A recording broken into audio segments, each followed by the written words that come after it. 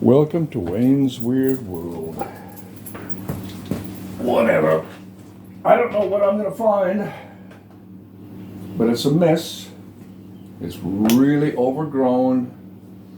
I've been putting it off and putting it off and putting it off for a fair while. Flowers are just finishing, so they go first. They're sticky. Little wonder that aphids love these things. Oh well. Actually, cut off the flower spike down here. A bit closer. That's better. It's sticky all right. Yeah. I don't know what I'm going to find. It's a mess. So, first thing I've got to try and figure out how to get it out of this pot.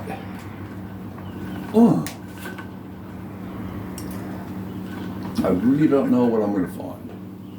But I do know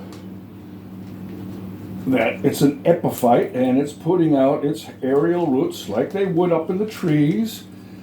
But people insist on putting them in plastic pots because it's convenient. Well, that's not the way they grow.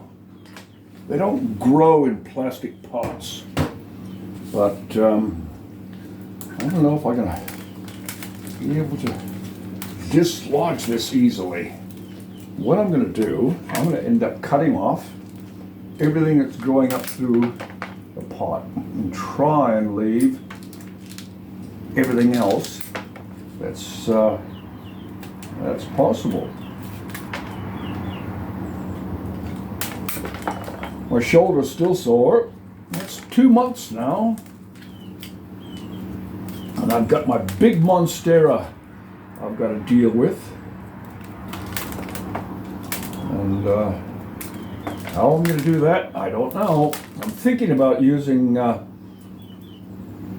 putting an extra tube up in the roof structure and running a block and tackle because it's big. And when you see it in the video, you'll know exactly what I mean. Okay, these are ones that aren't going to grow. Although sometimes they surprise me. See, that one had green in it, so that one probably would have grown. But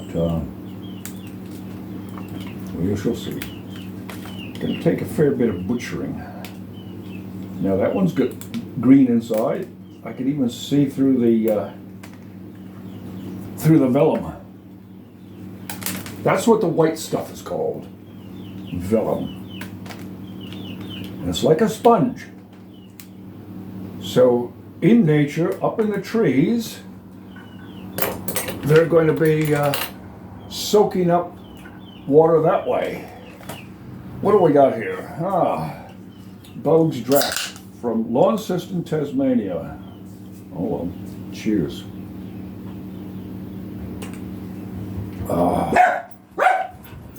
What? What do you want about? Oh well, you heard something.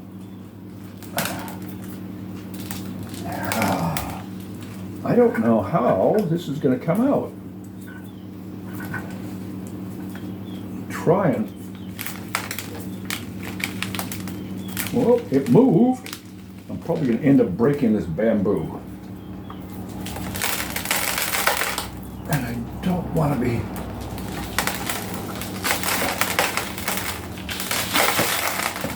Okay. The reason for the gravel and the pot was so that I could take it to the Orchid Society and put it on display. Now, everything else in here has grown up around it since then. So the plastic pot inside of all this, it's even grown through the sponge. So I'm just going to cut up the plastic pot as best I can.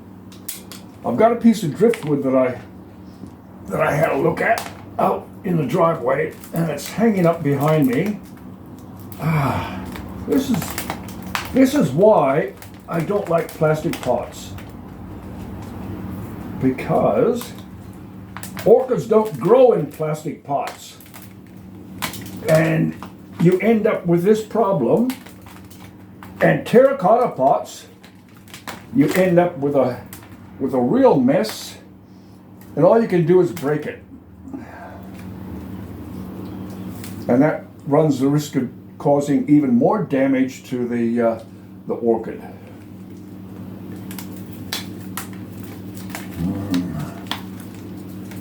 Most of the time people just ignore the plastic pot and they just stick it into another plastic pot, which is what I did for the display, and then I left it.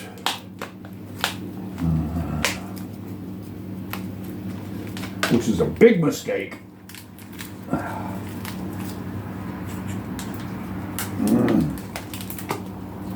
Yeah. Because the plastic just doesn't allow it to grow properly. Okay. I'll leave that there. Gotta lay this down somehow.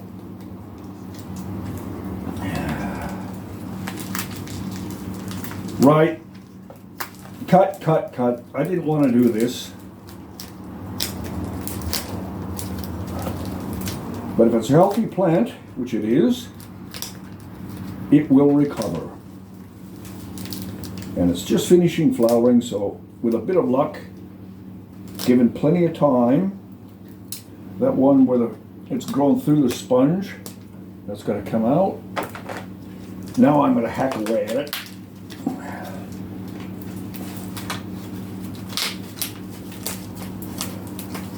And the problem is, all this stuff in the middle just rots away.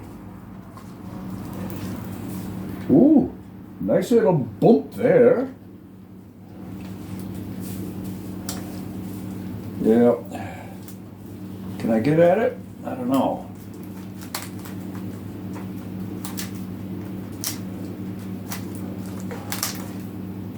It's these that I want to leave as much as I can.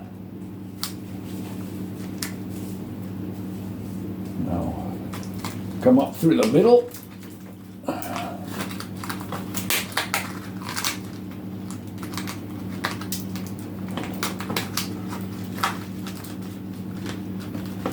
Gus probably heard a car pull up on the other side of the road.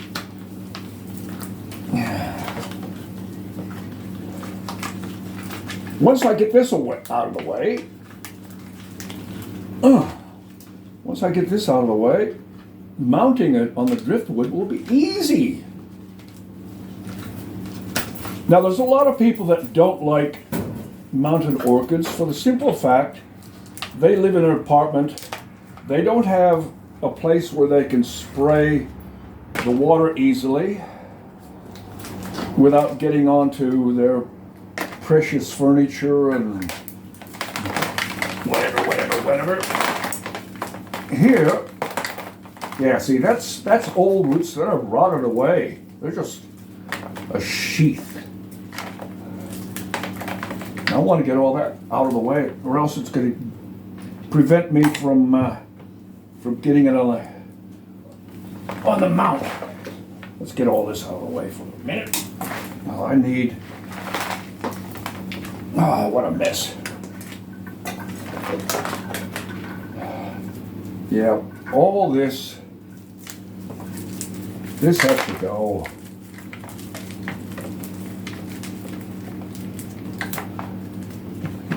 It suffocates. It actually suffocates. There was somebody on an American Orchid Society talking about putting extra holes in their plastic pots. Yes, I do that. I do that with my soldering iron. Why? Because I don't like all the plastic little crumbly bits that result. Do we have two plants here? No, it's just a weak spot. I could divide it in here, but it's going to set it back, and it's not going to, probably won't flower the next year as a result.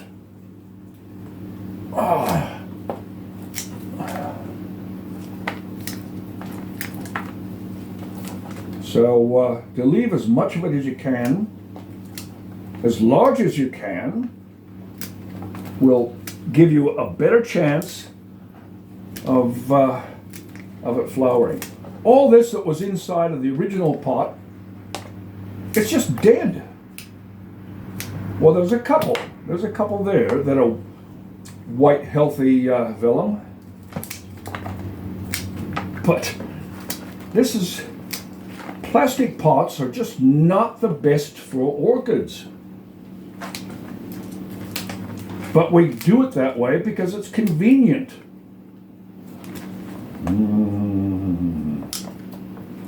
And what really irritates me is when I come across someone, even commercial growers, where they pack up the media with styrofoam.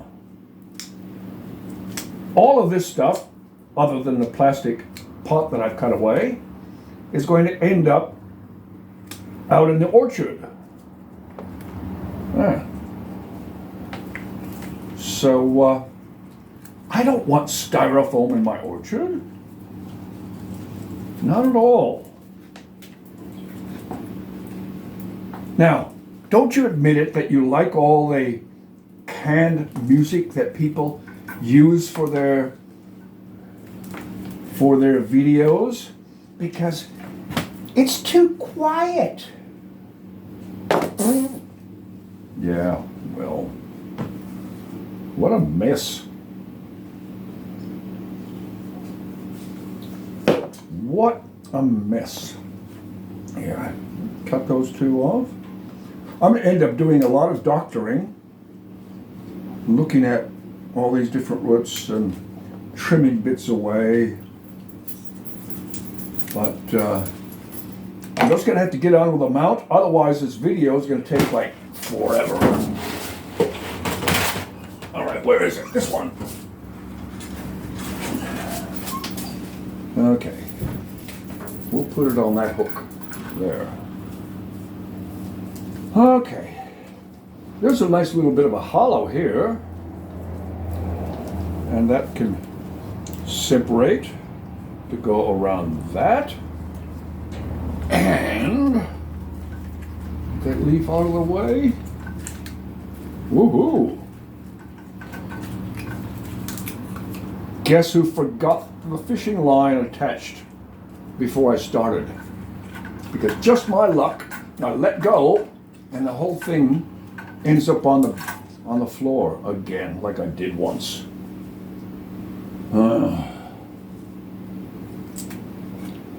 Yeah.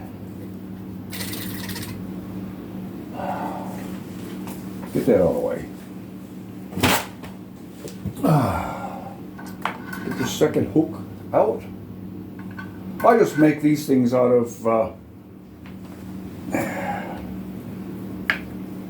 bits of fencing wire.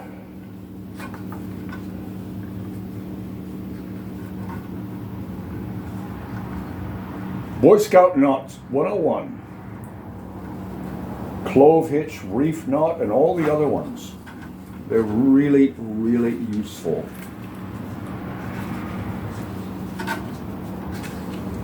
Okay. Now, try and get this down. Even reaching up with my arm that high. Grump. But I'm an old fart.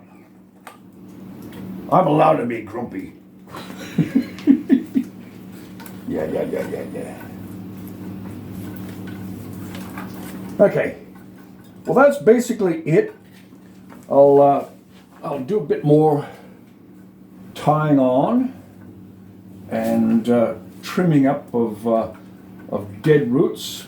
Pack a little bit of spaghnum moss but not a lot. What have we caught on there?